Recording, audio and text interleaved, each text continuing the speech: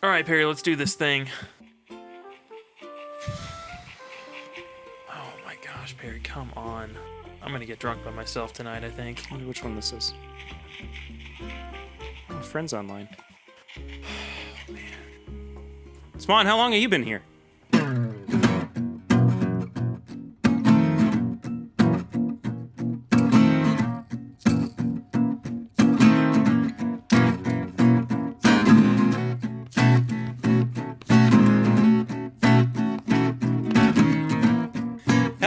Welcome to episode 129 of This Is My Bourbon Podcast. I am your host, Perry. With me this week is the illustrious and one and only Swan himself. Swanny, good to see you, buddy. Good to see you, too. I think I'm going to let you run the podcast this week, buddy. I think I had enough of the hostile takeover last week. You had your fill from 1 week. You see how hard it is to keep things on track now? I did. I also realized I'm part of the problem. Honestly, you guys don't get us off track too often. I mean, you're pretty consistent with keeping things in line. Yeah, but when I do though, it's like a serious derailment. Mm-hmm. Like it's the whole train's gone. That is very true. So as you guys can see or hear, rather, those folks who are seeing are on our Patreon page at patreon.com/mybourbonpodcast. They are watching the live stream of us recording this episode. But if you are listening, you of course noticed that Curtis is not with us this week. Somewhat sad news, but exciting news for him as well. He and his fiancee Allie are in the process of moving up to Cincinnati. So we unfortunately, it's not going to be like a permanent he's gone kind of deal. But Curtis is going to start kind of transitioning to being less frequent on the show for a little bit as he makes some major life changes. But we're very excited for him. It's a big time of change for all of us, of course. Yeah. But he's moving up to Cincinnati at the moment. He did say, of course, that he would drive down from time to time to come hang out with us and record episodes. The good thing, though, is that we've kind of behind the scenes been doing a test drive on how easy or difficult it might be to record remotely. And if anything good comes from quarantine, this is it, man. This is showing us that we can do this for real. So, in some regard, the show will definitely still continue. But I think what we'll have to do is once people are able to come over to the house again, and it feels safe enough, we'll record one last big episode in the studio before it becomes a nursery, and folks move around a little bit. Swan, though, you're still here.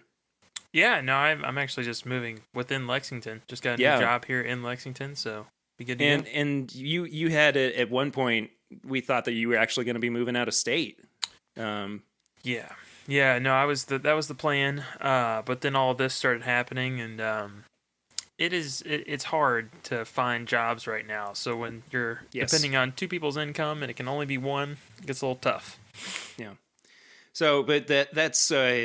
Things are changing, but it's ever so slightly, and I'm just looking forward to what the future of the show is going to be. It's like it's been in a constant state of flux from like day one, and it's something that excites me for the show. It also can be a little bit of a stressor, but at the same time, I mean, we manage to keep things interesting and we have a good time with it. And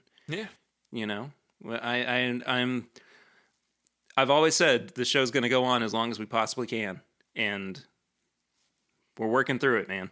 Absolutely. Working through it.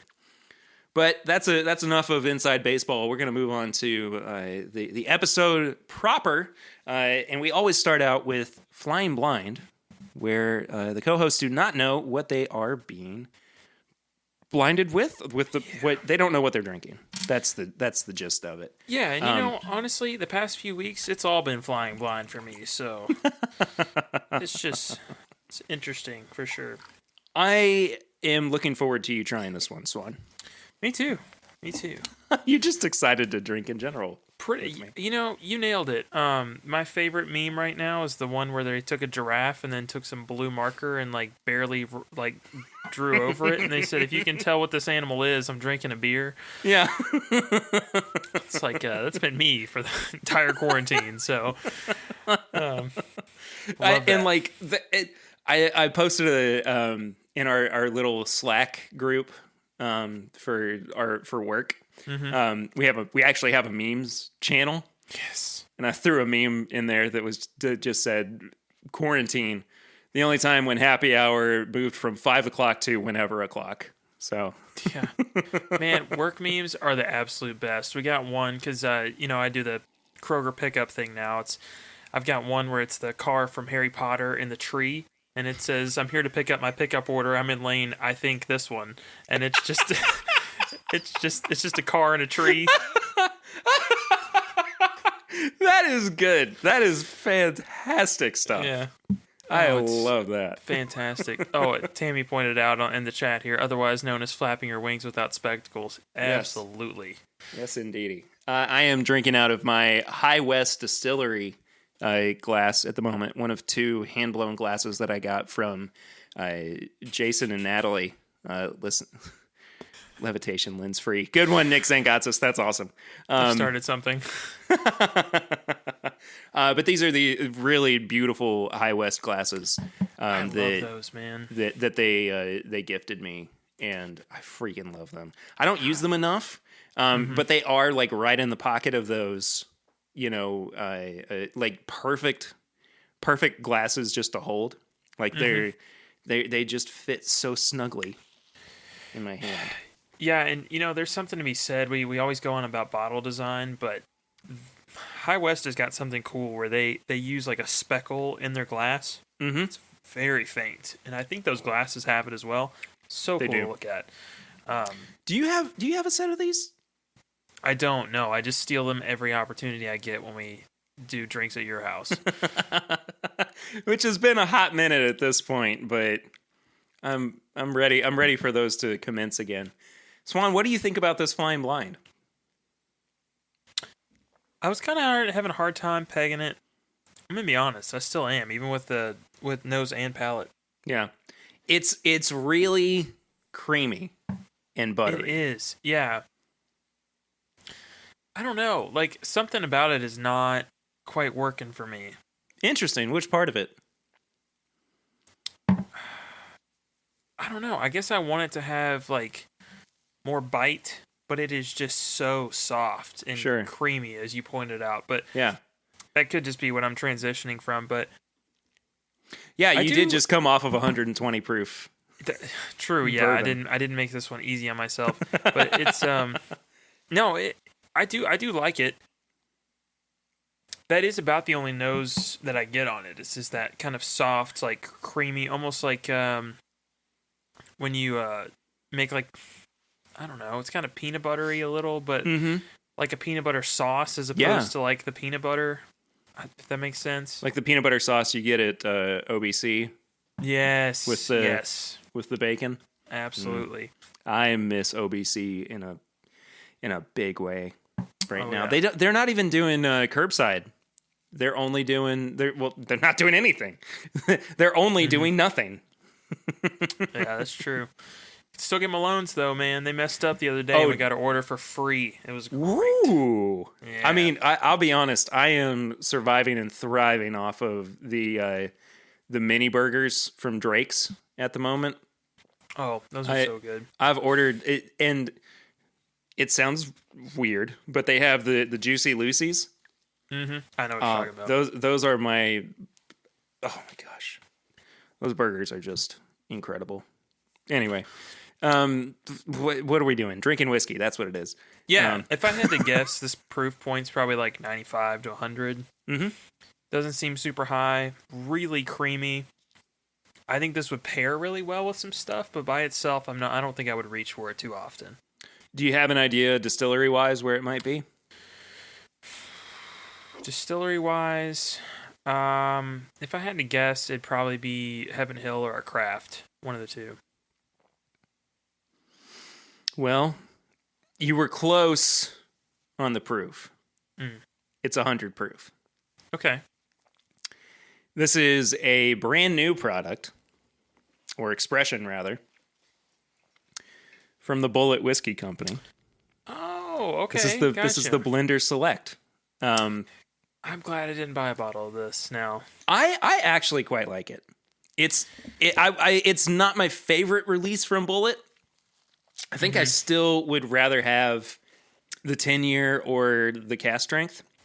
Yeah. Or even one of the single barrels. I think the single barrels have been money. Really great. They are very good. I was skeptical, but I picked up a Total Wine one and was impressed. But I do like this. I think that I definitely would put it above regular Bullet. Yeah, no, I'll give you that. I don't know. It's just weird. It doesn't feel like together. Maybe that Blender Select is kind of like when I make a blend and it doesn't quite fully mesh, you know? Does it remind you of a Small Batch Select? A little bit, but missing the proof. Yeah. I think that bite that I was wanting is probably that extra proof would probably put it right there. Because that's only, like 8 proof points off? Isn't Small Batch Select 104?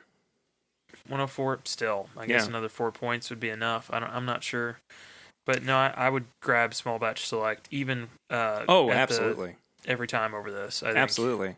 And what Small Batch Select go for? Like 50, 60? Yeah, they're right at the same price point. Yeah, this was $52.99. Yeah. So just grab 4 roses. Yeah. I mean, I totally agree. I think Small Batch Select is, it was my best. It's my best bourbon of 2019. So. As it should be. As it should be.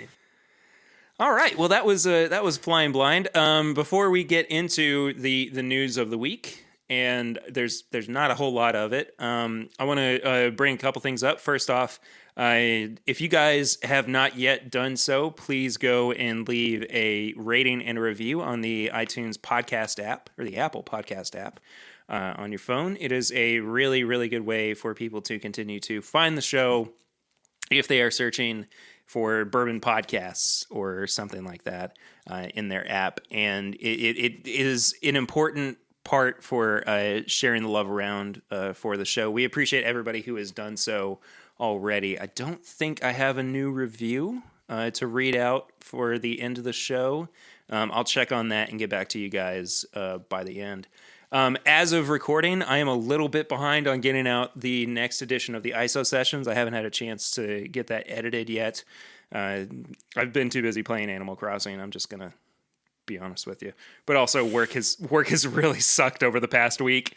So I'm trying to get to it, and I will get to it as soon as possible. At the very least, you will wind up pretty much having 2 ISO sessions in a week, maybe. It could very well be like a week full of content for people. I might have ISO sessions on Monday and Friday, pregame chats on Tuesday for Patreon, main episode on Wednesday, and then live stream on Thursday. So it could be a really content heavy week for This Is My Bourbon podcast. Yeah. Should everything go the way that I would like for it to. But that is still there. I'm still doing that. The ISO sessions, they will still be uploaded for sure. Just keep an eye on that. Keep an eye on your podcast feed. And the last thing before the news, I want to give a big congratulations and shout out and love to the guys from the podcast. I know I gave that on my live stream last week, which, by the way, if you're not watching the live streams, it's every Thursday night at 8:30 on youtube.com/This Is My Bourbon Podcast. Anyway, the guys from the podcast are celebrating their 4-year anniversary, or were celebrating their 4-year anniversary this past week. The first episode they ever released was on Cinco de Mayo. So it's an incredible feat for those guys. I'm so proud of them, and I'm very thankful to call Will and the Grease friends.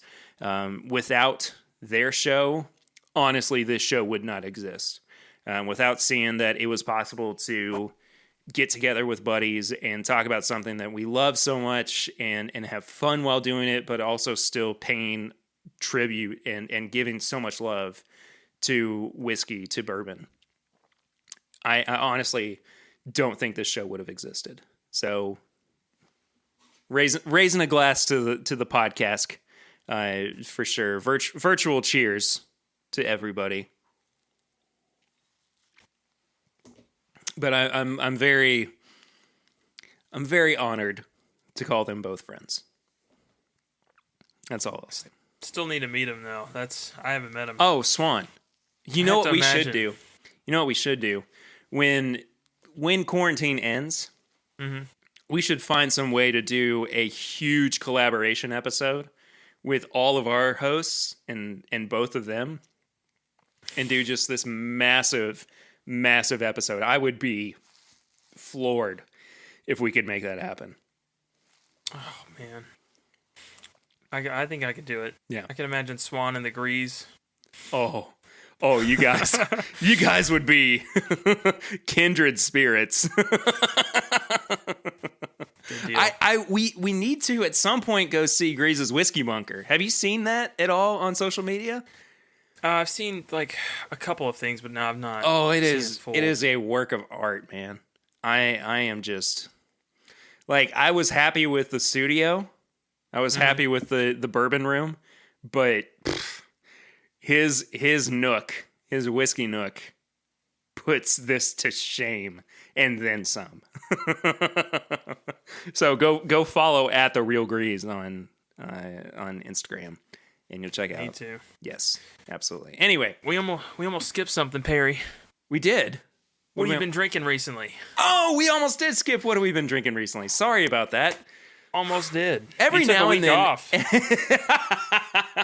Every now and then it kind of slips through the cracks, and I'm like, let's just get right into it. But do you want me to go first? Yeah, what you been drinking? Okay, man? Sure. I got sent, and I drank it on the live stream, the two newest releases of the barrel proofs of Larceny and Elijah Craig from Heaven Hill, and dadgummit if they aren't spectacular. I gave Swan a healthy sample of the Elijah Craig barrel proof B520 as well, and I'm excited to see what you think about it. Honestly, we could do a little mini review up front if you wanted. Let's do it right now. Okay, cool. Let's go. So you've been drinking those. I've been drinking those. Recap, yes. Just to recap real quick, I've been drinking more Rare Breed. That bottle is disappearing. I'm like a crappy magician pulling rabbits out of its hat with that bottle. They're illusions, Swan. Well, my sanity's an illusion about halfway through that bottle. It's But I will say, basically at this point, anything goes. Like, I'm just like, if it's out, I'm drinking it. Like vintage turkey, yeah, I'm pouring it. If it's my Weller Full Proof, I'm drinking it. Like, there's no rules anymore. It feels like. And like at some point I was like, I'll bring out a little bit and just kind of enjoy some special stuff. But now it's like the Wild West and there are no laws.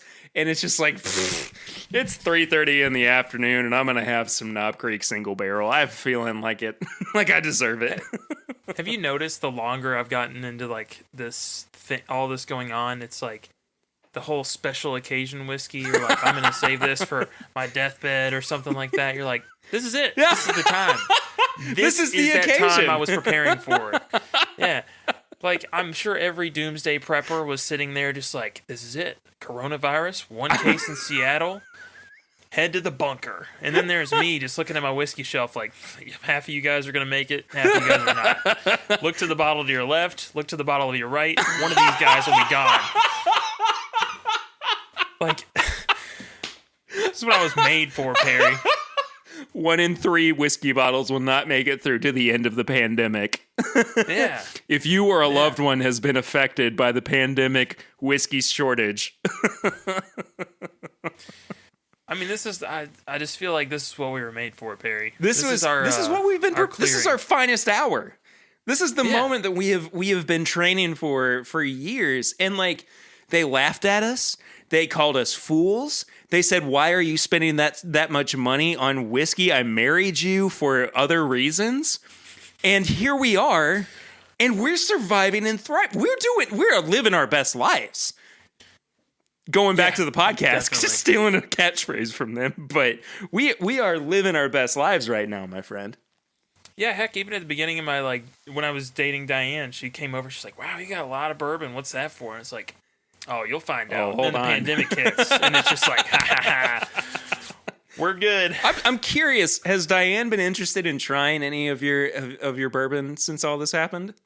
Yeah, actually, I still had some Les Maisons du Whiskey picks left over from a long time ago. That was when we did that the celebratory live stream with Chad and Sarah. Yeah, and today, same thing. I was like, this is it. This is the time I've been waiting for. So we finished off 3 of them. You just, in the distance, you just hear Eye of the Tiger, like, lightly playing, and it's just getting louder and louder the closer you get to the samples. Yeah. So we finished those off today because I needed some sample bottles to hand to you when you came over, and she speaks French. She's been over there. She's actually looking at doing a trip next year over to Paris, and I was just like, let's share these. Didn't even think that they were 136 proof, and she took a big swig of it, and she was like, this is strong, and I'm like, that's all you gotta say? That's it? That's it? But hey, man, she can drink strong proof stuff. Apparently, I mean, was she a veteran of Everclear, or what's the deal there? No, she's just every once in a while I'll let her try what I'm having, and she's perfectly fine drinking 120, 130 proof stuff. Not her favorite. She's more of a vodka person, but she tries it. She doesn't hate it. I'm fine with that. More whiskey for you, I guess. Yeah. But hey, how do you feel about our quick little mini review of the Elijah Craig Barrel Proof B520? Got it poured in my rare bleed glassed. Yeah. I'm not cutting that out. Oh, no, leave it in, man. They're gonna know that this was a rough time for me. Can I just say, so as I said, we're live streaming this for Patreon. I feel like my forehead has gotten bigger in quarantine. Like, I think my hairline's receding. Customer service will do that to you, man. That and wearing a hat every day because I'm too lazy to take a shower. Yeah. I'm getting back to customer service, and this thing's flying south for the winter. Wouldn't it be flying north? Nope. Wait, so you're turning into Cousin It? Yeah. Flying south for the winter. My bad. Could you imagine though if, like, instead of our hair receding, it slowly moved further down our faces? Yeah, you were born with a forehead, and by the time you're 25, it's just head. It's just you got a baby with male pattern baldness. Anyways, by the time remember when I said about the derailment? Yeah, it's not always you and Curtis. Sometimes it's me, too. It's okay because I know how to get it back on track, because I want to know what you're thinking about the Elijah Craig Barrel Proof B520. It's good. It's not jumping out of the glass as much as the A from this year. Oh, the A120 was... It was a masterful pour. I'm not getting a ton of ethanol either, which I like, because I actually just had the C917 a little bit the other day, and it was very ethanol heavy, and it's the same proof almost. That one's 127. This one's 127.2. Classic Elijah Craig nose, though. It's very on profile as far as the nose goes. In my review, oof. Sorry, little electric guitar interlude there. But in my review on my live stream, I said that where A120 was kind of an off-profile but welcome difference to the ECBP line. This was very much a return to form. This hands down feels like a classic Elijah Craig barrel proof, and I don't hate it. I'm really quite happy about it. This is good. This is very good. I think the nose is probably the most lacking thing. It could be the glass. I'm drinking this out of a rocks glass. But the profile, as far as just the palate and the finish, nailed it. This is exactly what I like. If I had to introduce somebody to Elijah Craig barrel proof, this. It is very much on point.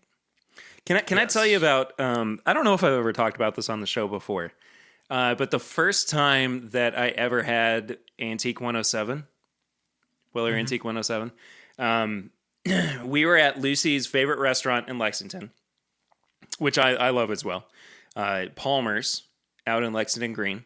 Oh yeah. And it was right at the end of the time where Antique 107 was mostly available at bars. And I was like, you know what? I've never had this before. I'm going to try it. And it came out in the tasting glass. It was like the official tasting glass of the Bourbon Trail. Mm-hmm. Right? So it's basically just like a fat Glencairn. And bigger. Like it's got more of a bulb to it than the glass that you just held up. Anyway, I went in for my for the smell, and honestly, I was not prepared for the ethanol hit that I was about to get, and I stuck my nose like way far into the glass. And that was all I got, was just like an ethanol burn. And I was here in the middle of this restaurant, and I was just going, and Lucy was like, good, right? Me with cigars. Yeah. Someday Swan will smoke cigars together. I think that would be kind of interesting. Yeah, no, it'll be fun. We'll send the video to Brian, and it can't be worse than Dane at my wedding, who smoked so much of a cigar that he threw up. I know to puff on it. No. He was not puffing. He was inhaling. That's a real thing that happened to him. And so we had brunch the day after the wedding. And Dane walked into the hotel restaurant, and he was still green. Like I've never seen that kid with puffier eyes in my entire life. But he wasn't just feeling hungover; he was feeling the effects of heavy tobacco. It was a great moment for me. It was great. Yeah. Oh, I can imagine. Yeah. So anyway, ECBP B520. It's really good. I do find myself in the later releases from last year really kind of liking those standoffish, get away from the normal profile. Sure. This is kind of making me think maybe I should go back to the normal. It's good. I think that I can't remember for sure. I think I gave it like a 16 or a 16.5 out of 20, and it was just kind of a guesstimation on what I would have done, point by point, if I were actually breaking it down. But I think this is honestly one of the better Elijah Craig barrel proofs that I've had over the past year and a half, 2 years. Yeah, I think I would be a 16. If I had to do just a rough breakdown, it'd probably be 3 for a nose, 4 for palate, 4 for finish, and then a 5 for price. And that put me right at 16. I have to go, I think this is the only whiskey with consistent releases, with consistent batches, that I would go back and kind of retroactively change my price score. Like $60, $65 for a barrel proof bourbon. It's just, it's so unheard of at this point. Mm-hmm. And I can't be mad about it. I can't be angry about Yeah, it. I can't be either. And I think too the fact that it comes out 3 times a year Yeah. really doesn't incentivize a lot of people to mark it No. up. You know, like I mean, if you even when I do see this marked up, it's $80, $90, and I'm looking at it like, well, it is worth that. Oh, I would I just don't want to pay it because I can get it 60 somewhere else. See, that's the thing though. I would still pay $80 for this. Oh, all day long. Honestly, like All day that's long. kind of my cap on new releases. I'm willing to shell out a little bit more for older editions. Mm-hmm. And it's not like I'm getting like, into $500 territory. But No. For older Elijah Craig barrel proofs, I would totally drop like double the primary market value. Yeah, no, I'm right there with you. They do a really good job curating this every time it comes out. Okay, so that was our little mini review of the B520 release of Elijah Craig Barrel Proof. Swan, do you want to talk about the news for the week? Yeah, we got a little bit of it here. It's not too heavy this week. Yeah, it is extremely light on news this week. This first bit comes from GoBourbon.com, otherwise known as the Bourbon Review. Guys, go and check them out on social media if you have not already. This is about the newest release and the return of, rather, OKI. Yeah, no, I'm excited about this one because I can't believe this even happened this quickly. You know, I think this is a product of the secondary market because they mention it directly in the article. Mm-hmm. That the old releases are going anywhere between 4 to 5 times the retail prices on secondary markets. I think they're just seeing an opportunity, and I cannot blame them one bit for taking it. It is so fascinating to me to see a revival of a product that didn't go away all that long ago. Yeah, that is a little strange. I don't know. I'm not mad at it at all. I like that it's coming back in cask strength. I do think it's an odd choice to ditch one of the things that really made it popular, which was that 8, 10, and 12-year-olds. Mm-hmm. You know, that seems a little odd to me. But, I'm all for this coming back and hitting shelves, and looks like it's going to be pretty limited on this front part right here. It says it's 1 of 160. So... Yeah. What else is the other thing that's interesting to me too is that they're not being shy about the fact that it is basically a 5-year-old new riff bottle. Yeah. I mean, it's still using the 36% rye recipe, but it's really, really kind of a strange release. Exciting, but a little bit strange. To be quite fair. Mm-hmm. 116.6 proof, right? Yes. Yeah. So it's right there in that barrel proof category for new riff products. Yes. Yeah, absolutely. So, I mean, this is really the first time that we would have seen a 5-year-old new riff product. Yeah, and it makes me wonder if they're going to keep new riff at like a 4-ish age range and then maybe reserve their older stock for stuff like this, like an OKI release, now that it is so popular. I would be interested to see as well if potentially, because this is essentially bringing a new product into the new riff line, right? Everything so far has been new riff whiskey. Whether it's the Balboa rye or the Bottled and Bond whiskey or whatever, it's all fallen under the new riff product line. So it makes me wonder whether or not they would actually release another brand that would come from new riff. It wouldn't surprise me. I mean, going back to the fact that they're seeing an opportunity and seizing it, I couldn't imagine why they wouldn't do that and make some extra money. If they took New Riff and they made it $70, everyone would laugh at them. If they make a 5-year-old and slap an OKI label on it that's been kind of revitalized even from 2 years ago, and they make some extra money, I mean... See, here's the thing about that, though. And you kind of touched on it a little bit, but the fact that they went from higher age statements down to a 5-year, I mean, 8, 10, and 12, where there are 3 staples for their releases, the fact that they're dropping down to a 5-year-old release, which is fine. I mean, I understand it's not sourced anymore. It's now New Riff's own distillate. I don't know. It could either be very well received or people are just going to crap on it.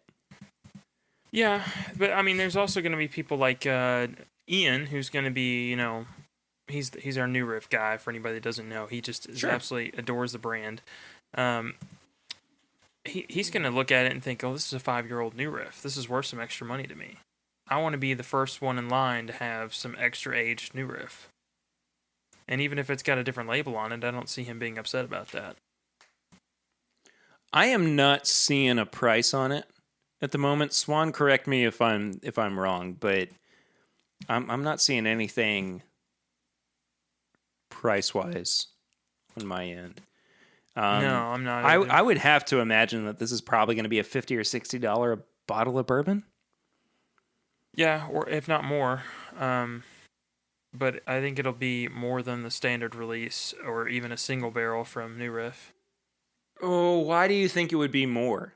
Because I think now they've kind of established the fact that it's a bourbon that has actually been produced by New Riff at 5 years old, right? And the fact that we've seen 4-year-old whiskey come out at most for $55, $60 from New Riff, I don't see why this would be priced much higher than $60. That's kind of just been the trend recently. Like if you look at other brands, like even Buffalo Trace, they'll put out, instead of their 107, they'll add some proof points, and all of a sudden it's a little more expensive for the full proof. Or, you'll see Elmer T. Lee go from 90 to 100, and it's all of a sudden extremely collectible and more expensive. It's just kind of been a trend you've seen with other distillers. People are upset about them, or like even Baker's. Baker's is the big one, They go from $40 to all of a sudden now they can charge $60 because they redid the bottle design and called it a single barrel. It's now technically a different bourbon, so we can charge more. That's just the trend that's been going on, and not to say that they're going to follow suit. It's just what we're used to. But I think the difference is proof versus age, right? Like you are kind of talking about, like, if we're talking about the Weller products, the Antique 107 to the full proof is 7 points proof difference, right? But that doesn't necessarily mean that we're going from a 7-year-old whiskey to an 8-year-old whiskey, right? Yeah. And what we are being served in this OKI release is essentially New Riff bourbon repackaged into something that people already have an affinity for at a higher age statement than what it is currently in its main bottle. So I think that if they're going to maintain the overall, not consistency, but kind of the notoriety that they might have already developed, I think it's fair to see that the price might not be too much higher than like $10 more than a New Riff single barrel. Yeah, we'll have to see. I mean, either way, I'm with Clifton here that's in our chat. He's just excited to finally try it, because I bought I am too. Yeah, I bought one 10-year-old and realized there's somebody that wanted it a little more than I did. Just sold it to him for what I had in it, And honestly, I don't know if I've had an OKI, period. They did a lot of experimenting with finishes. They did, yeah. So I'm excited for that. Because it was like by the time that we started the podcast, or by the time that like I really started diving into whiskey in general, the OKI brand was moving into being New Riff. Yeah, or just kind of going the way of the dodo in general. And, the fact that it's coming back at this point, I am excited to try it. But the point I guess I'm trying to make is that it's not going to be the same that it was at 8 years old, 10 years old, 12 years old. I still am interested in trying some of those older releases, but it's just something I never got around to, as I was transitioning into this new world of whiskey. Yeah. No, I remember when we first started, they were making the Instagram posts of like the blacked out setting with like the New Riff bottle just barely at the bottom, and they slowly released it when it came out. So I look forward to it. That was fun. That was a fun time. So this next one is really kind of this is more of a conversation piece than it is trying to, get people to go and check this out more than anything. Because by the time this episode comes out, this will have passed.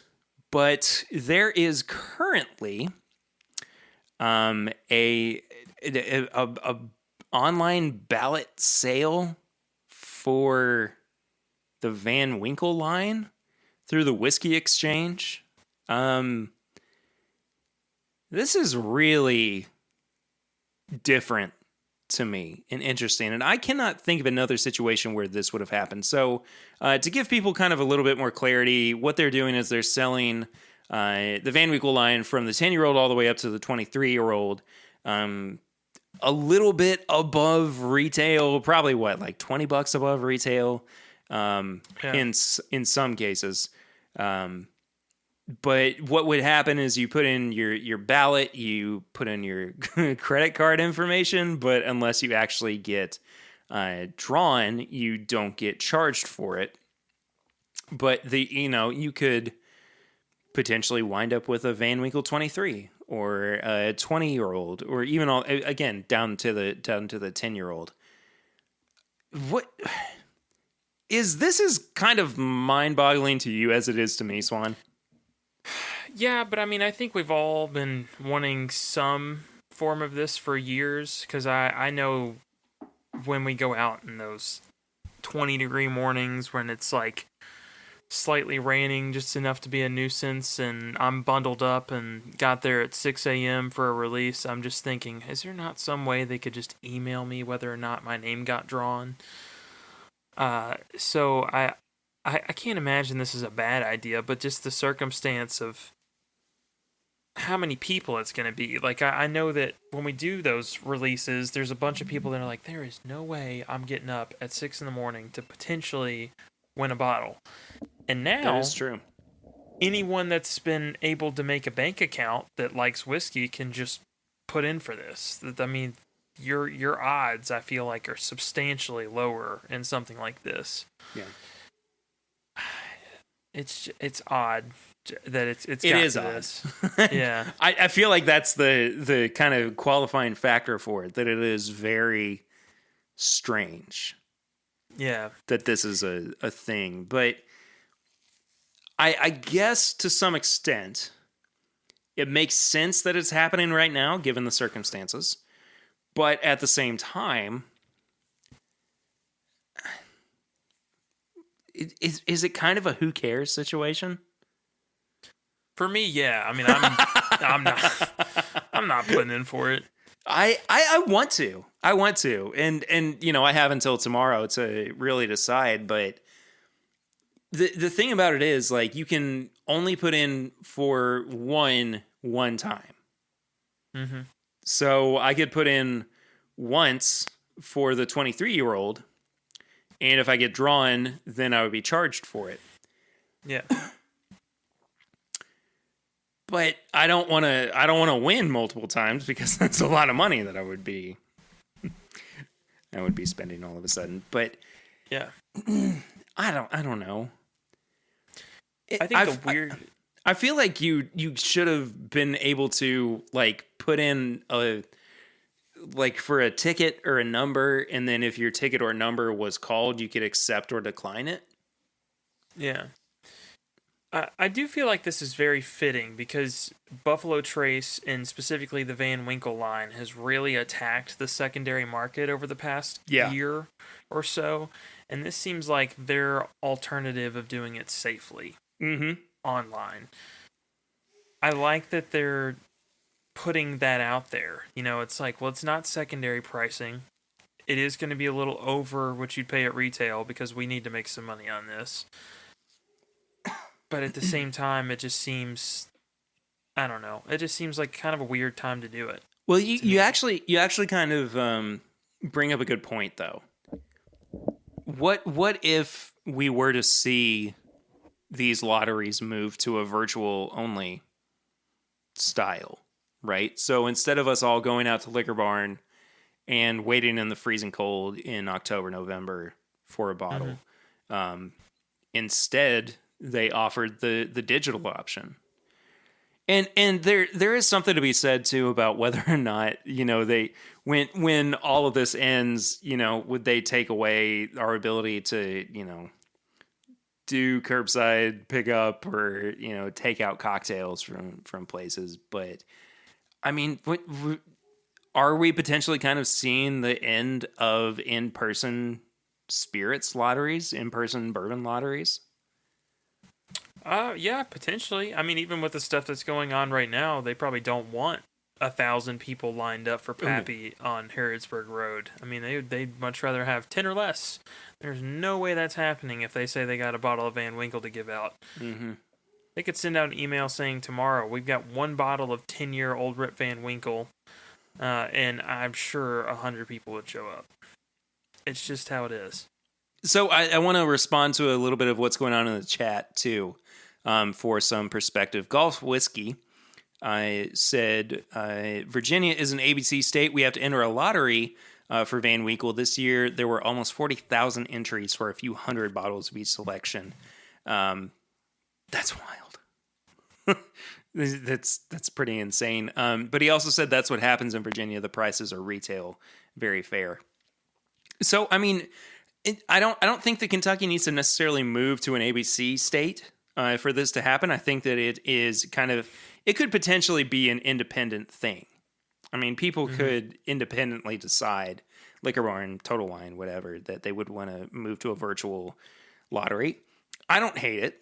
I enjoy the camaraderie. I enjoy the time that we get to spend together, you know, waiting in line. As I go through puberty again, apparently. Waiting in line to, you know, buy bottles potentially. Or, you know, there was a really fun episode that Chad and Sarah and I recorded back when we were, I can't even remember the release.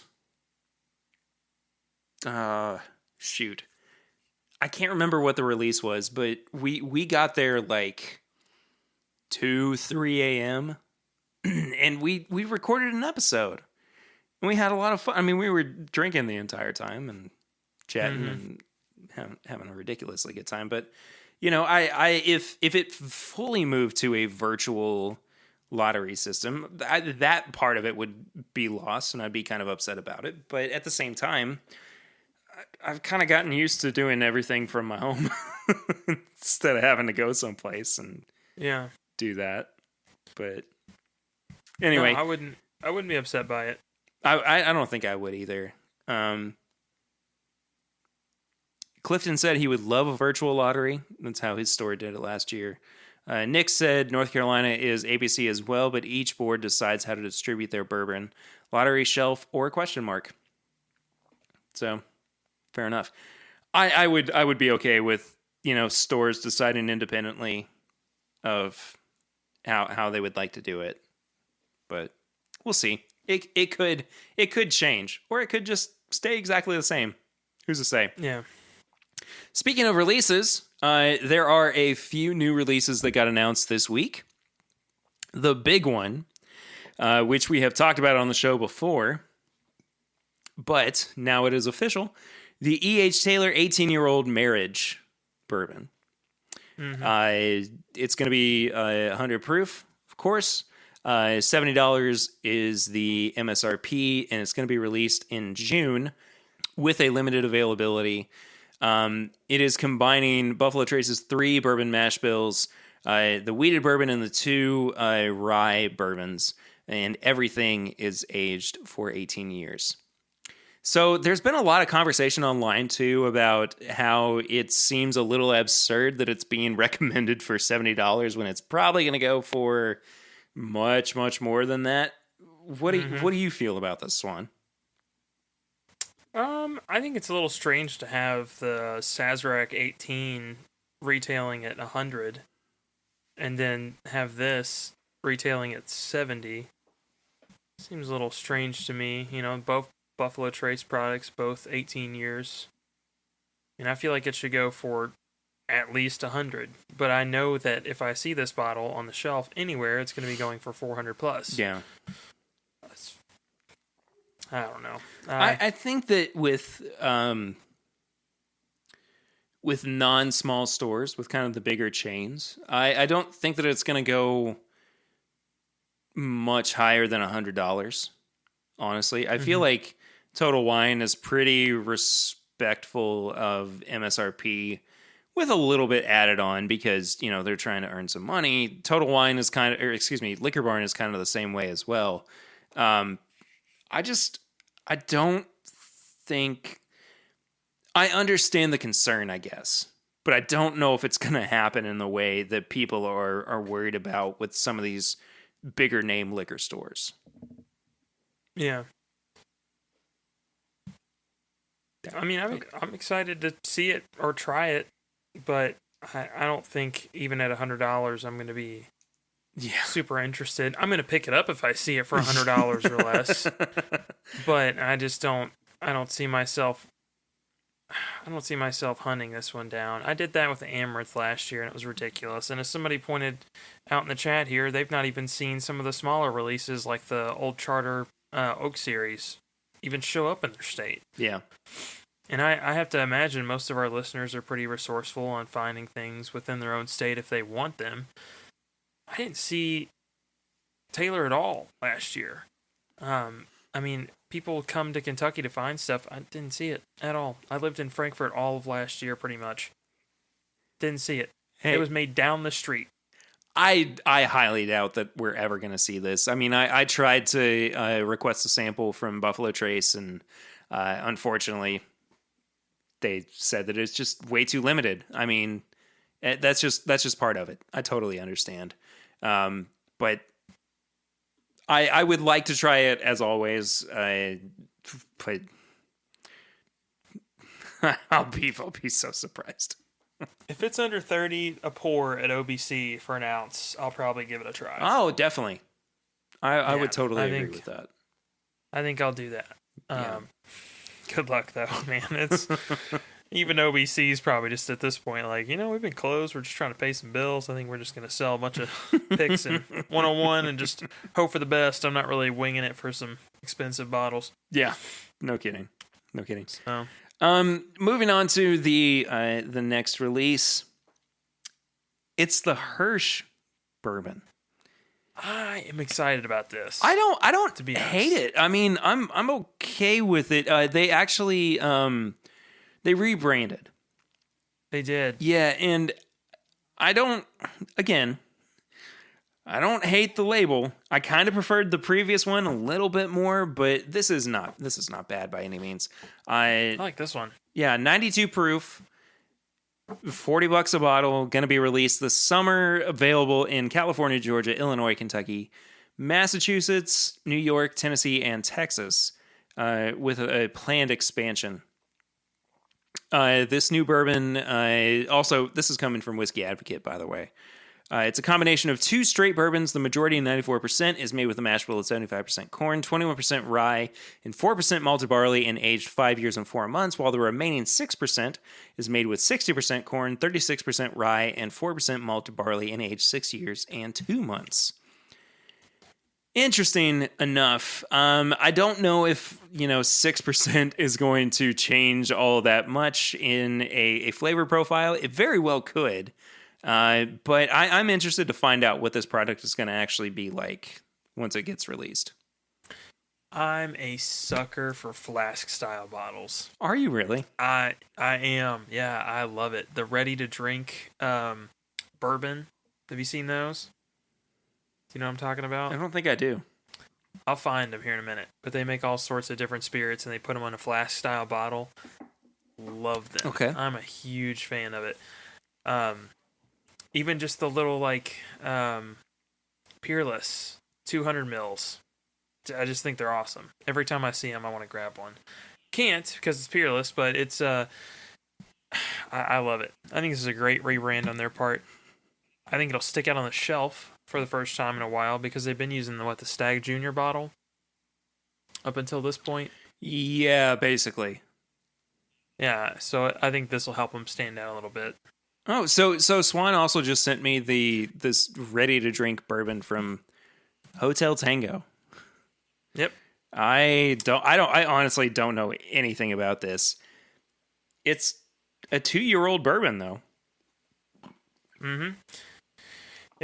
They do all their branding like that. They have a gin, they have a few other things. They all put it right there, different labels on the front, and they all just. I'm a sucker for the branding. Man. I really love am. this label. Yeah, go look at some of their other stuff. It is definitely worth looking into. I've not had any of their products or seen it for sale, but I'd love to try some if anyone can get it. I think I'm gonna post this on social media this week because this is some of the most clever branding I have ever seen. Mm-hmm. Very military. Yeah, but it's in a way that's kind of poking fun about it. Like it's a little bit. It's a little bit satirical. Oh, but at the same time, it's just I like it a lot. Yeah, they have a. I'm gonna send you another link here. Yeah, please. It's you'll enjoy this. They actually make a lot of stuff. Oh my gosh, the entire lineup is beautiful. Mm-hmm. Oh. Some of my favorite branding. These have been out for probably about 1.5 years, 2 years now. How have I not known about this? I don't know. They've popped up on my feed a few times. Swan, we might have to reach out to these folks and try to get them on the show. Yeah, I'm ready for it. They've got a reserve bourbon too. That's what I was just looking at. Yeah. And then that orange cello that they've got would probably be fun to try, like a Keeneland Breeze. Oh, heck yes. Or even that cherry liqueur I could see doing in a Keeneland Breeze. Yeah. Oh, I want to try the reserve bourbon. I mean, I want to try the regular bourbon too. But I am all about this. This is some of the coolest branding I have ever seen. I haven't been this excited about about a design strategy in a long time. Oh yeah, could you imagine a whole lineup of those on the shelf? I would love it. I would absolutely love it. Yeah, we'll have to get in contact with them. Talk about that. Anyway, what were we talking about? The Hirsch. Yeah. Yeah, I'm excited to try it for sure. I actually never had the 8-year bourbon that was out, but I'm still interested for sure. The last release comes from an MGP bottle. It is the Templeton Rye. It is a barrel strength release at I can't do that math that quickly. 56.55%, which is 113.1 proof. $60 a bottle. Oh, wow. Non-age stated, released sometime this month, with a pretty high availability of 16,800 bottles. I've not really been a big fan of the Templeton products, but I am still interested in trying this. What do you think, Swan? I'm looking forward to trying it. We've had quite a few people at least in our circle, that have really enjoyed some more barrel proof heavy cocktails. Mm-hmm. And Templeton, to me, the 6-year that they put out has always been more of a cocktail rye. Interesting. So I'm looking forward to maybe trying a barrel strength, like old fashioned. Ooh. I think that would be good. Granted, I hate the idea of limited availability expression, and then me thinking, well, let's put some cube sugar and some bitters in there. But hey, if that's the way to drink it, that's the way to drink it. So I'm all for it. I think you'll probably survive one way or another. Yeah, they actually, there is another release on here. Sea Fog Straight Rye. It's a Rhode Island bourbon. Or Rhode Island rye. I don't think I've ever seen one from Rhode Island. I don't think I have either. I'm definitely interested in trying that. They've got an American whiskey as well. Yeah, for sale in Rhode Island. I have never seen a Rhode Island whiskey, period, and it's so bizarre. Do you see the ingredient there? The flavor or the malt? 10% pale malt. I'm not sure. I don't even. Yeah, I have no idea what pale malt means. Yeah, another in the American whiskey as well. I would definitely try it. Maybe we can reach out to them and see what we can make happen potentially. But yeah. So honestly, that's kind of it for the news. There's not even any. There's no TTB releases this week either for bourbon or rye. So we figured we would do a little bit more of a heavier drinking episode. Oh no! Oh darn! I've already poured a. Have you? I mean, I'm not excited. So I gave Swan 3 blind samples as well, and they pair perfectly with the mice. Yeah, right. Knee slapper there. It's not necessarily for review. I wanted you to kind of try these 3 different whiskeys. Okay. So we'll start with sample A. What do you feel about it? It's a little ethanol heavy, but it's in a good way. Like, it's kind of punching me in the right way. Yeah, I don't think that it's it's in a way that makes you feel like it's overpowering the flavors. No, it's very cherry heavy, very classic bourbon. Yeah, I'm getting some clove on there as well. Some clove, yeah, I could definitely see that. It doesn't lean that like super heavy tobacco-y though. It's definitely more of a light, but the ethanol kind of leads me to believe it's maybe a little higher proof. When I really kind of dig my nose into it, I start to get some fruity notes as well. And it's kind of an indistinct, like kind of a fruit juice, like a combination of different fruity flavors. I like this. I will say the most interesting part of this to me is the finish. It has a very distinct flavor I cannot pin down on the finish.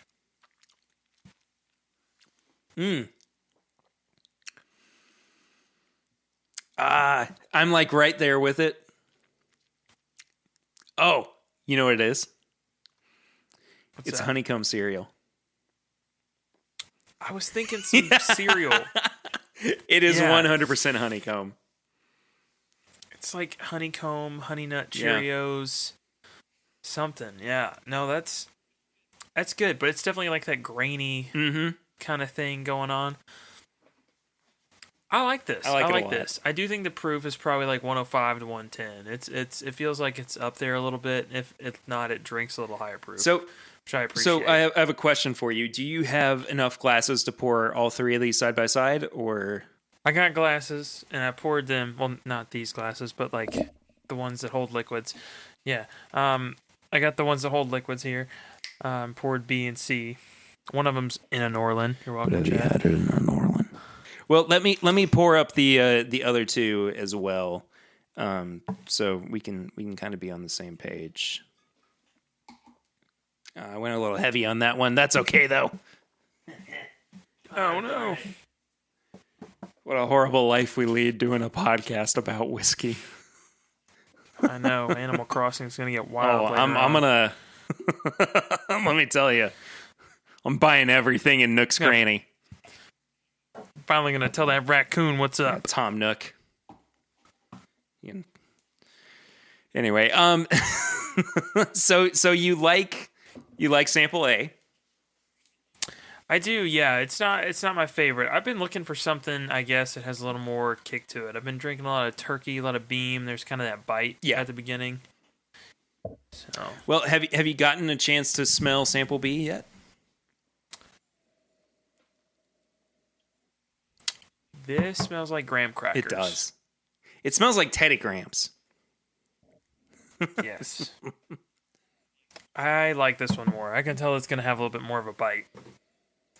There is that kind of sweet note on there, but like the further I get into it, there's definitely a savory pop to it as well.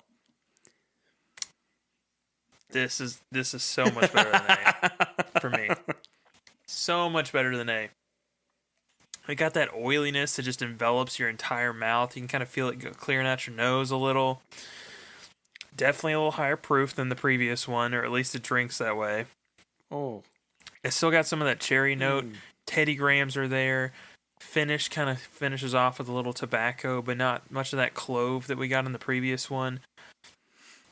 This is good. This is good. I love this bottle so much. I'm excited to tell you what it is, because you're gonna flip a little bit. Is it one that I can buy? That's the real question. Swan, have you tried sample 3 yet?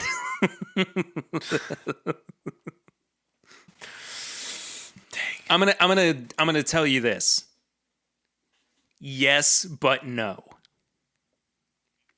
Okay. You can physically take your wallet out and pay for it. Can you find it? No. Well, kind of yes, kind of no. This one smells like saltwater taffy. What is up with like our candy notes tonight? I don't know, man. But does it not? It's got like that brininess. It reminds me a little bit of a Jefferson's Ocean. Yeah. I'm not going to disagree with that. It's a little corn forward. Is it weird for me to say that there's a tomato ones. note in there? No, it's like when your face is like over a big bowl of tomato soup. Yeah, like tomato sauce or tomato soup for sure. I see that. And I think some of that too is like, I don't think I've ever had tomato soup that wasn't tomato basil. Oh. And I think I might be associating that basil note a little bit with it. But it is herby though. It is definitely herby on the nose.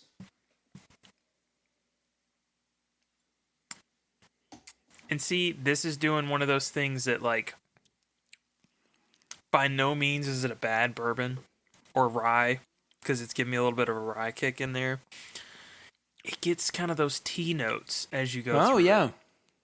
On the finish. It's very much like a lemon green tea, especially on the finish. Yeah. It's definitely the finish for me that's not making this... Not making my favorite. It's very herby. I'm having a hard time with this one.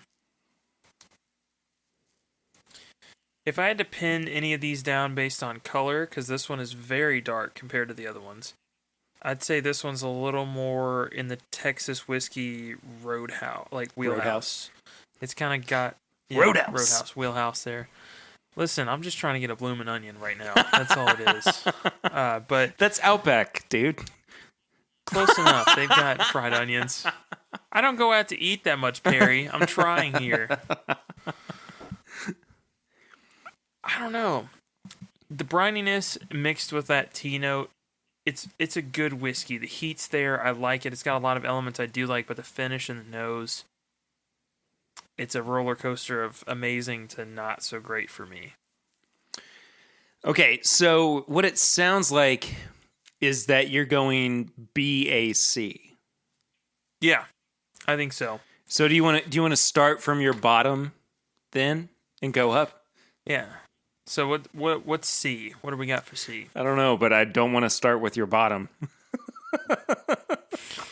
I apologize. Anyway, so C was the Garrison Brothers Balmorea. Okay. So it was a Texas whiskey. It's very dark. Yeah, that one's pretty easy to pinpoint. Well, this is not only a Texas whiskey, it is a double-barreled Texas whiskey. Okay. 115 proof. And this one by no means is bad. It's just that tea note is off-putting to somebody that doesn't enjoy tea. You know? Might be your thing. It's not. It's just not mine. So a little bit of background on it. It's homegrown, and this is coming off the bottle, by the way. Homegrown and handmade Garrison Brothers Texas Straight Bourbon Whiskey, aged 2 years in new white American oak barrels, transferred to a second new white American oak barrel, and aged another 2 years. So I feel like it's not... I'm not picking up like the lighter corn notes from an underaged whiskey, but I can kind of see where you would kind of be inclined to feel like it's a Texas one, though. I did get some of the corn notes, I think, on this one. Yeah. It's more in the nose. It's corn flaky. Yeah, it's in the nose. It's not so much in the in the palate there. The palate, I think, is definitely where this thing shines. In the finish, if you do kind of enjoy those more herbal forward bourbons, this is wonderful, but it's just not my thing. It's one of the few herbal ones I've had that I think I would eventually reach for. And it's out of the Garrison Brothers stuff that I've tried, the standard release, this is much better, the double barreled. Yeah. So I do like that. Honestly, this is one of the better ones that I've had from Garrison Brothers. Yeah. And I don't say that like everything sucks, because I've not had a bad Garrison Brothers product. This is just one of my favorites. Yeah. Personally. Yeah. Okay, so do you want to know what A is then? Yeah, what's A? A is the Jim Beam pre-Prohibition style rye. Gotcha. Okay. At 90 proof. Let me go back to this one. So you were a little bit off on proof, which is fine. This is one of my favorite just sipper ryes. Mm-hmm. Like, just, if I feel like I want bourbon, but with a little bit more punch to it, this is it. I get that. It's not bad by any means. Now that you're pointing out that it's a rye, I can definitely see some of the rye forwardness on it. But it does drink like a lot of the barely legal ryes that I've had. It's the Jim Beam flavor is there now that I break it down, but I don't think I'd reach for this one a ton. I've been a big fan of the Knob Creek rye, which I think is another. It's just another Jim Beam expression rye, but it's got an extra 10 proof points on it. And the only reason I really reach for this again is because I might be feeling like I need a little bit more of a kick. Because it is barely legal, but it still has a higher rye content than a bourbon does. Or than a bourbon or a rye bourbon does. Yeah, it definitely warmed me up for 90 proof, so that's saying something. And man, I miss those old bottles. I actually know where 2 of the Jim Beam bonded in that old bottle style still are. I know where at least one is. Yeah. So we might have to kind of triangulate. Yeah, I'm gonna need to stock up for sure, because I miss those, man. There's just something special about those old, like, cheesy looking labels that they had on there. I agree. All right, so your favorite of the 3? Yeah, let's see what the favorite was.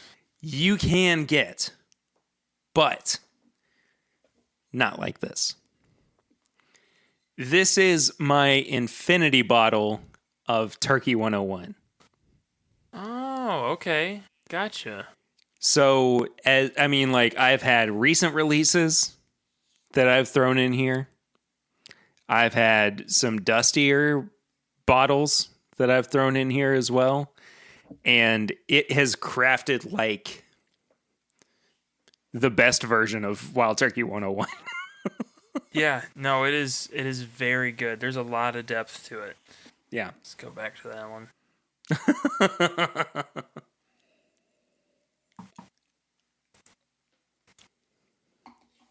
Yeah, no, that's good. That is definitely good. It's a lot creamier than a normal Wild Turkey 101. I can definitely tell you've put something in there that's older. Because it's got a very, very faint dusty note, but it is there.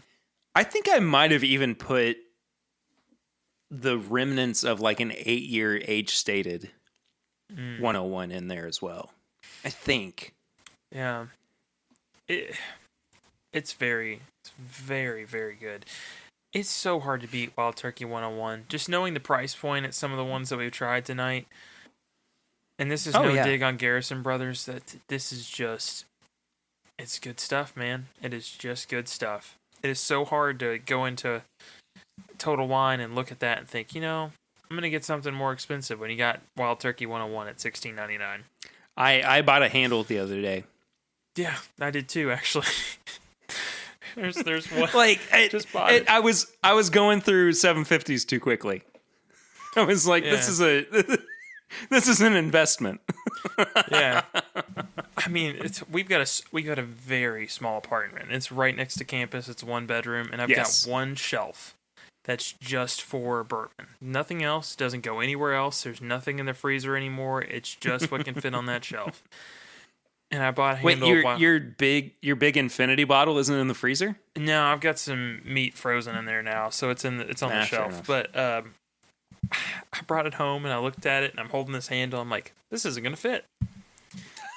And Diane looked at me and she's like, you better not put that anywhere else. Goes right there. We got a bourbon shelf. Goes on the shelf. Slowly sit it down on the floor and I'm like, it'll be gone in a week. You're good. You're just leave it here. I feel like it's gonna be my post show drink. Yeah. Here in a bit. But this though, I love. Really. I mean, like, good. And I had like a bunch of bottles of 101 just kind of sitting around like it was, 375s and 200s and 750s and liters or whatever. And I was like, I'm just going to combine them all because there wasn't enough to warrant like saving that much. Mm-hmm.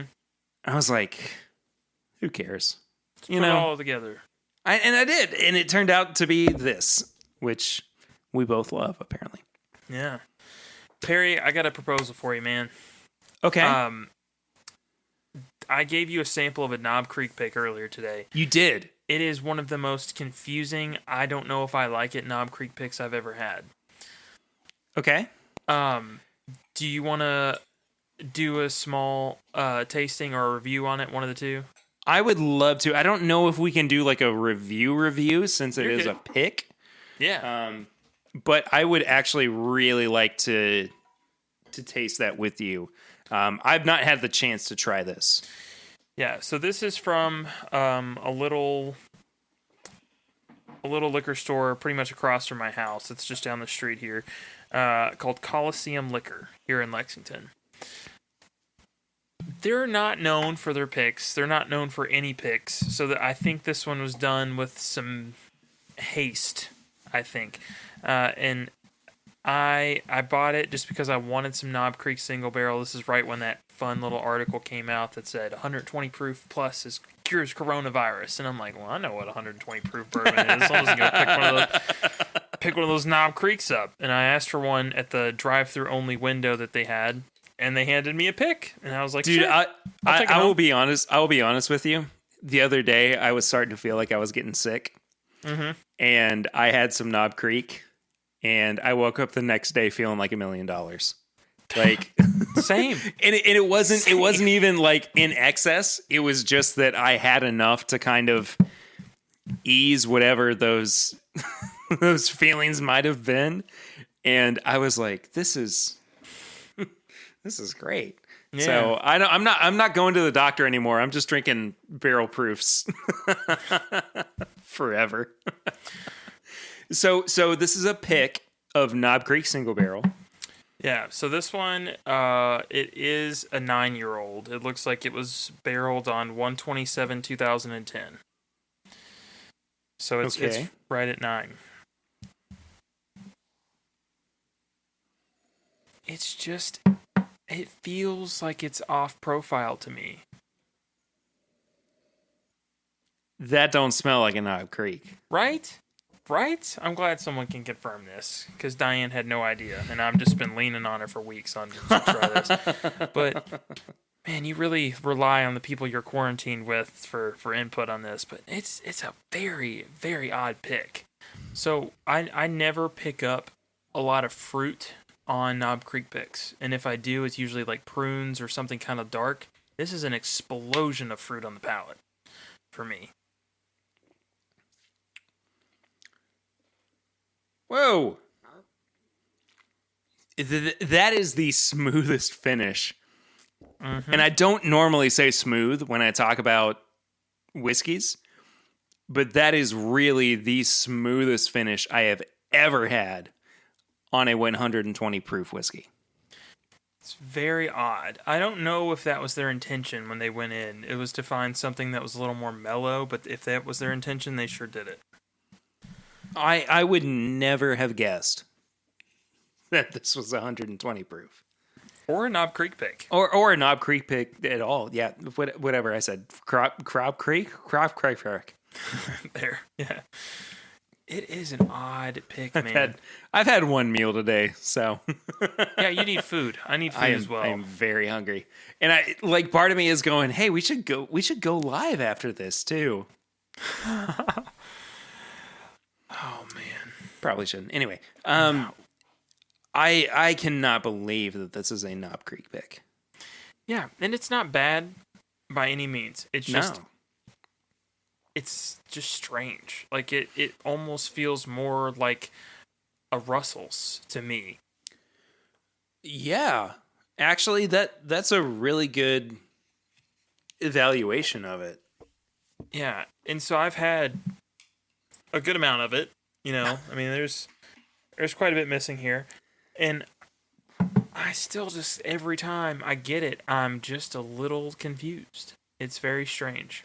I almost gave you a sample of a Knob Creek pick today, and I didn't. But I'm gonna put it up against the newest Knob Creek pick from the Speakeasy, Wisconsin. I love that cork. You like the the rare breed the cork. Rare breed cork. Yeah. I tell you, like I first opened this bottle, and it took me a solid 10 minutes just to get the cork out because it was so snug in there, and the Rare breed cork fit perfectly instead of having to fight with it. But I honestly probably would have gone more Russells if you had fully blinded me with this. Yeah. It's very strange.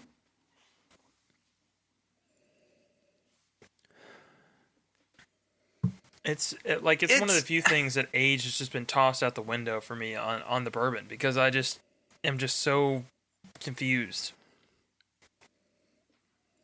It doesn't even smell like the same whiskey. Mm-hmm. Really, truly. And they're both 9 years. But this one, the Speakeasy pick, it totally blows away the Coliseum pick. Yeah, I think this is probably one of the worst picks I've had as far as just like Knob Creek goes.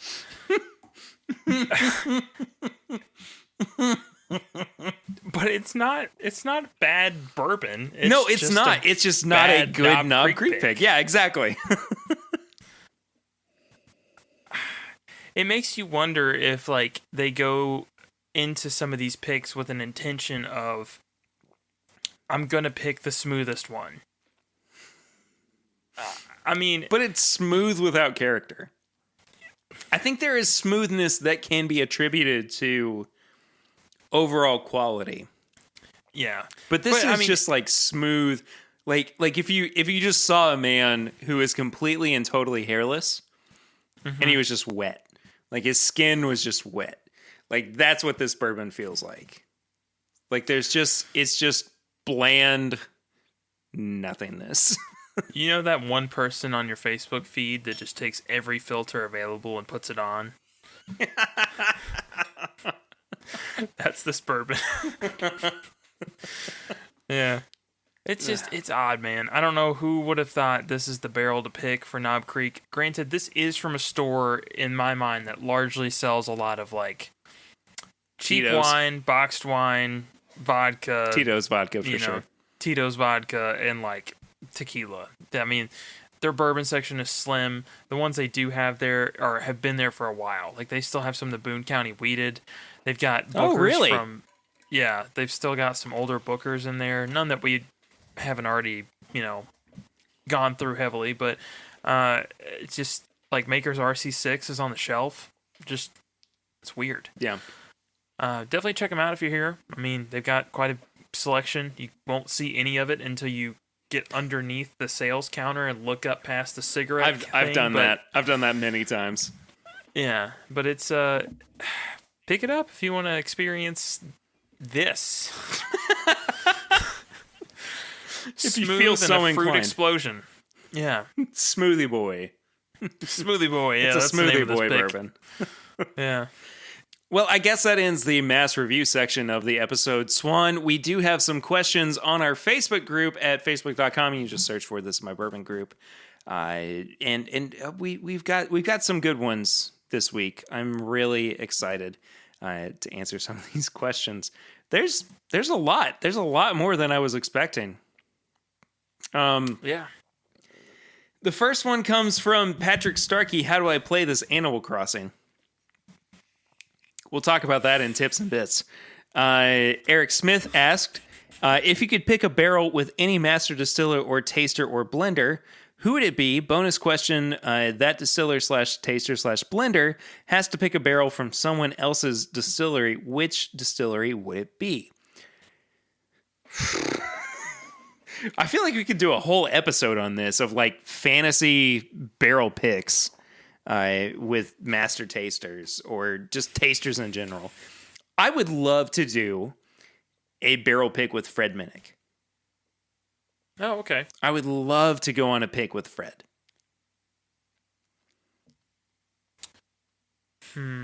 If I had to pick one, I want to do a Dixon Deadman pick at Wild Turkey. Oh, going on a pick with Dixon. That would be special.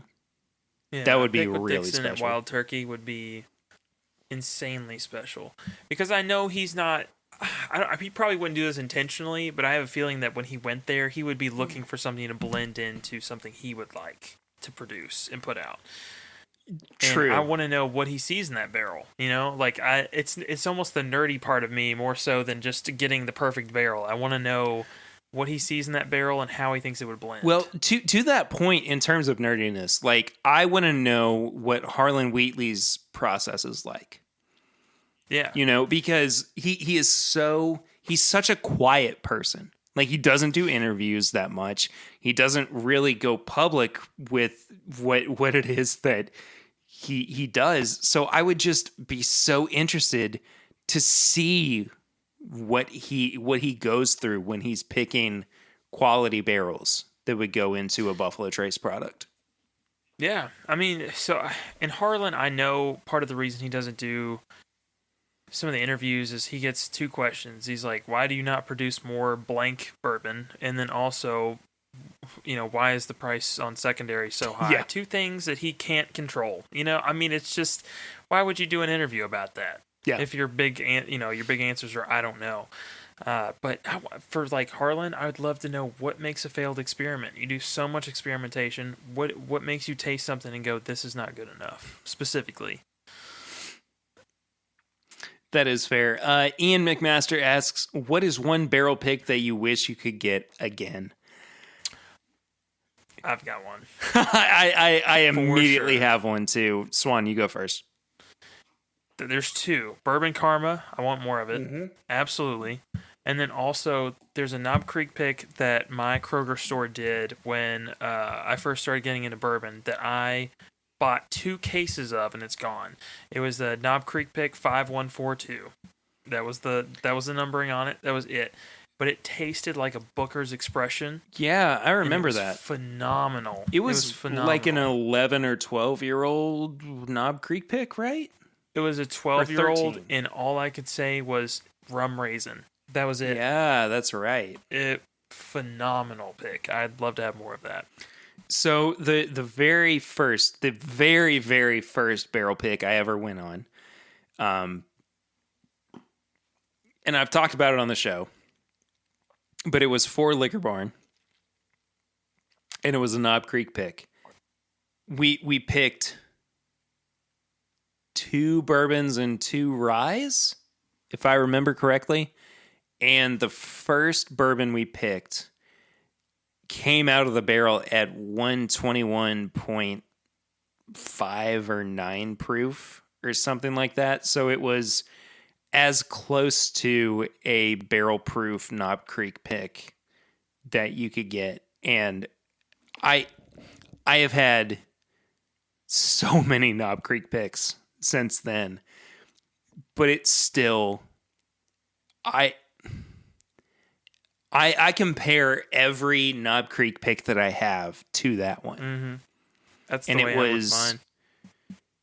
I think it was 12 or 13 years old. Maybe closer to 12. I can't remember off the top of my head, but I just I'm like at a loss for words about that whiskey because of how amazing it was, and the fact that I got to be a part of selecting something that was so close to a barrel proof Knob Creek pick. Special, man. It was awesome. And you know, we've talked about before, what would we like to do in terms of a unique barrel pick or a blending table, what is it? A round table selection. If I could do a round table Knob Creek or Booker's, that would be just an amazing experience. This one's from Bill Robarge. Hopefully I'm saying your last name right. I think we are. Yeah, name your spirit animal and why your spirit animal likes vodka. I feel like you need to answer this for your April Fool's joke. First. My 2019 April Fool's joke. Yes. Spirit animal for this is my vodka podcast. Maybe a goose? Oh, with the butter knife and it's Oh, you know what the opposite of a bear is? Like a koala or a panda. Like there is something that people call, like, a panda is not an actual no. A koala is not an actual bear. Mm-hmm. But like I imagine that it is the opposite of a bourbon drinker. Yeah. You know, like people say koala bear, but it's not an actual bear, and it's like, well, it says it likes flavored spirits, but it doesn't actually like flavored spirits. So if I had to pick one, there's a video of a red panda being terrified of a rock as soon as it enters an enclosure. I've seen that video, and it's adorable. That is me when I drink vodka. I'm just surprised to see everyone's getting a hug. I'm having a great time. I don't know the last time I drank vodka. It was 2 nights ago for me, so whew. Yeah.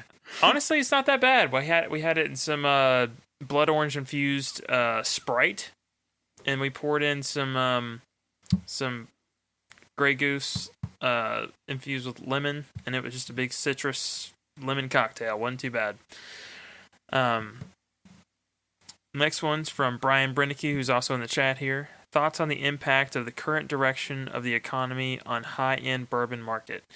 The current boom has been in a time of historic growth. So I guess he's asking how this is, you know, what do we think about the bourbon market during this boom, but also having the COVID stuff going on? Well, I think it's going to...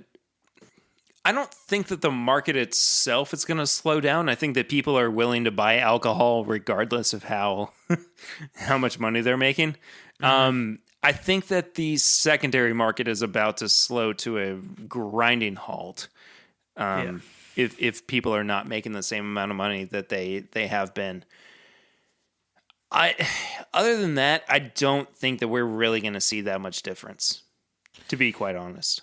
Yeah, I think some of the distilleries that are making higher end stuff that are still considered craft are probably going to be hurting. Yeah.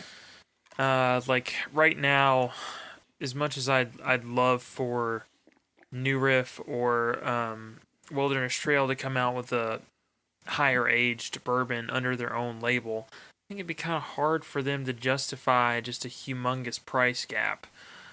Which we talked about with the OKI a little bit, and I said maybe it'll go up a little bit, just compared to New Riff. But if New Riff became 70 and then they slapped a new label on it and, made it all barrel proof and it was hand selected by the master distiller and they gave it all these qualifiers, I think it would just sit on the shelf right now because people are doing what Perry and I are doing. It's like, I'm going to go buy a handle of Wild Turkey 101. I mean, it's not like I don't want to support our local, like James Pepper and some of the other ones that we've got here. It's just, it's so easy for me to look at my paycheck and then think, I need some budget bourbon that's not going to make me How upset. can I stretch this?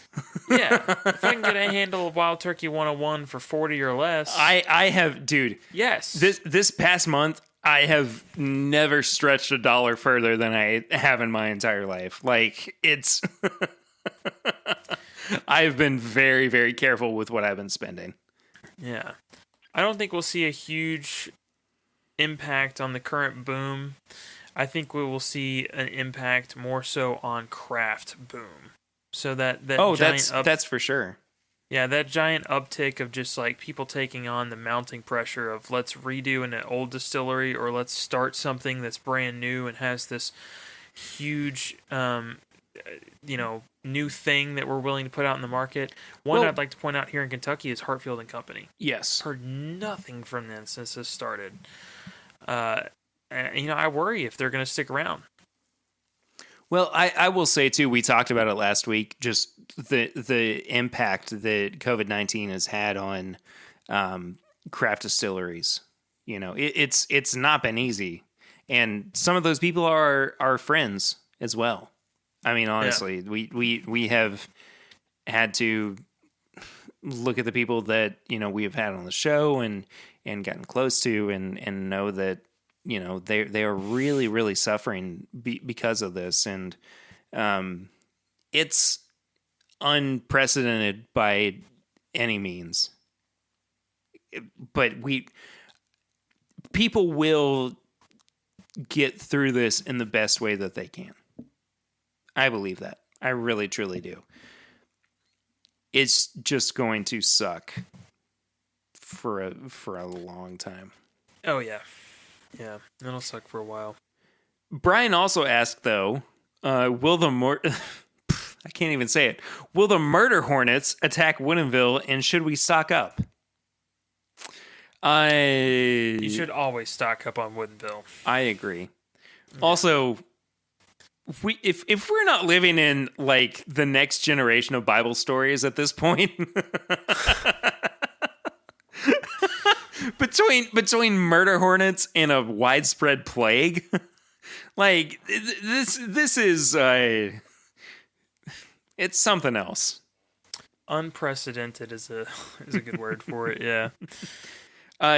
Tammy Brennicky asked, have you tried the Traverse City Whiskey Collection box? I have not.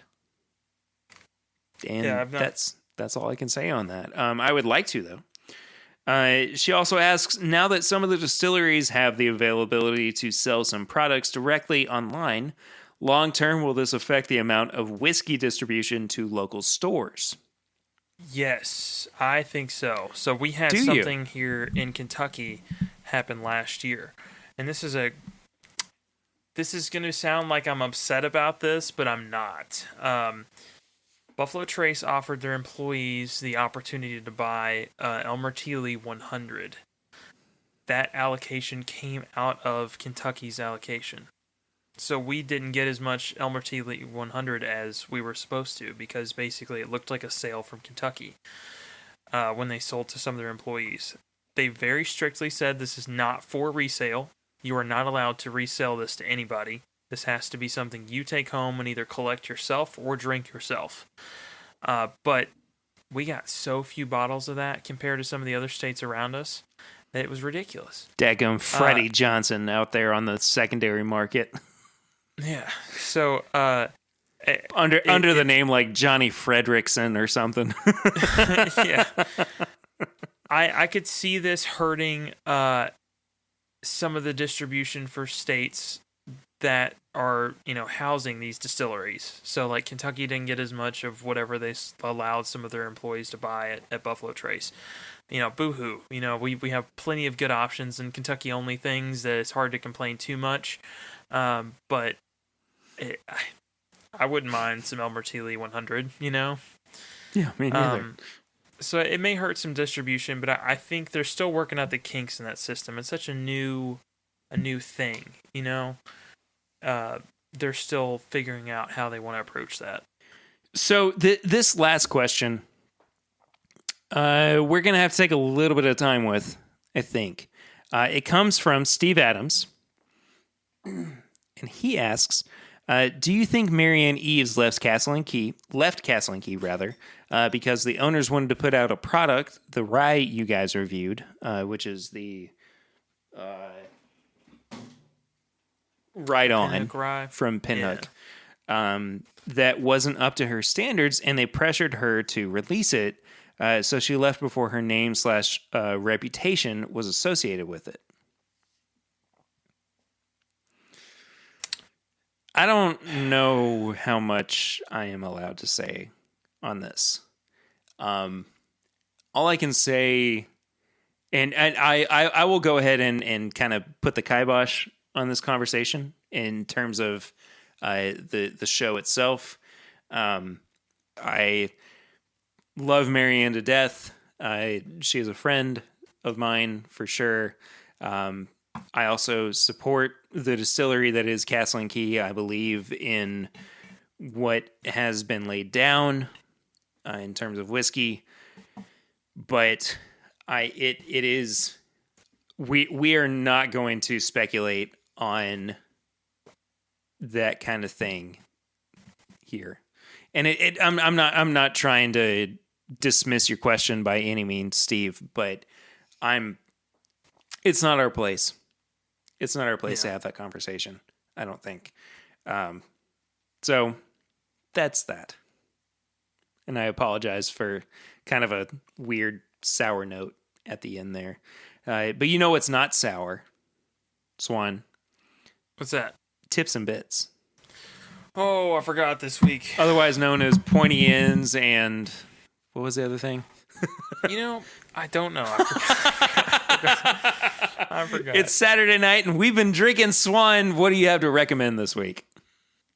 I've just been watching a lot of car content recently, and I may have recommended it at some point, but there's a channel called Faster Proms right now. Yeah, you recommended that like stuff 2 or 3 weeks ago, I think. Yeah, I have to go with them again, man. They're doing something ridiculous. They took a smart car, which is just this puttering around little goofy little vehicle, and they stuck a 600 horsepower engine in it, and it's just been getting wilder and wilder. I mean, they are a freight train for content right now. They're putting something out almost every day. Oh, jeez. Yeah, and it's insane. I think they quarantined themselves at their shop, and they're putting it out. Oh, a lot of content. If I could recommend something that's in the realm of bourbon, this is a great time to try out new glasses. I've been just trying out, just very odd glasses. Like 2 of the ones that I've tried this week have actually been from products I've bought, eaten or gotten rid of the product that was in them, and then just used them. Like mustard glasses, we've got 2 of those we've had. One's got a little handle. Glencairn's, I've been trying out. I got a new glass the other day that was this very odd, almost architecturally tulip shape thing. And you can even find them on Amazon where you can get a 6-pack of random glasses for $25. It changes the experience so much. Yeah. it is worth trying it, because I've seen some people that can't drink stuff neat really enjoy bourbon after, bourbon neat after they have the right glass to put it in. Well, and like, Lucy for a long time said that she didn't like Turkey 101, but then she had it in a Norland, and she liked it. So we can definitively answer the question: has she had it in a Norland? Yeah. Yeah. My tips and bits this week are all revolving around one thing that has totally encapsulated my life for good or ill. Animal Crossing New Horizons on the Switch is maybe my favorite game that I've played over the past 10 years. Perry, I'm going to be honest with you. I'm shocked. Are you now? Can you read it on my face? Yeah, I can really tell. You look like you just did not see that one coming. I have always loved life simulator games. I just enjoy them for some reason. I don't know if it's because it's an escape from anxiety and depression, or if it's just fun to build something unique.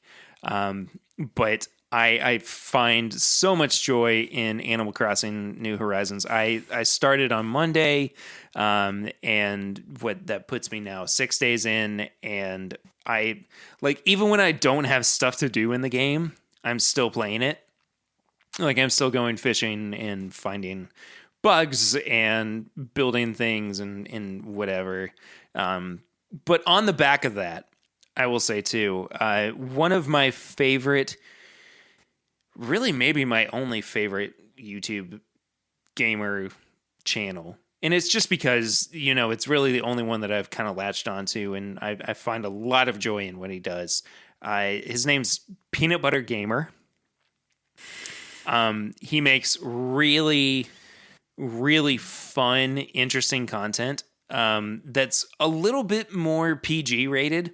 He's not going like over the top with what he does or anything, but he likes to do like hacking videos where he goes into, popular video games and tries to, corrupt them as far as he can. But he's very warm and just kind of man-child-y, but in the best way. You know what I mean? Like, he's kind of ageless in his content. Like, there is something to be found for everybody who is, gamer oriented in some regard. But I can't stop playing freaking Animal Crossing. I'm just, look, I might even put my Switch friend code in the description of this episode just so people can add me, and you can come over to Ritzville and give me your bells and your turnips. Give them. I want them. I like the idea of you having a room, but instead of a bourbon room, it's like a turnip room, so you just keep all of your prized turnips just everywhere. Or maybe you just make like a bourbon sanctuary and you're just sitting in your chair for hours on end for people to come talk to you. I've thought about making like a bunch of barrels and making it like my my bourbon room in my house, which I very well might do. But at the moment, I only have 3 rooms in my house, and one of them is the kitchen room, as I described to my wife earlier, who said, "So your kitchen room is your kitchen?" And I was like, "Yes." I'm glad she's on the same page I am. And honestly, the only reason I'm here is because I don't have a Switch. So, I mean, if I did, I'd be in the same wormhole that you're in. Yeah.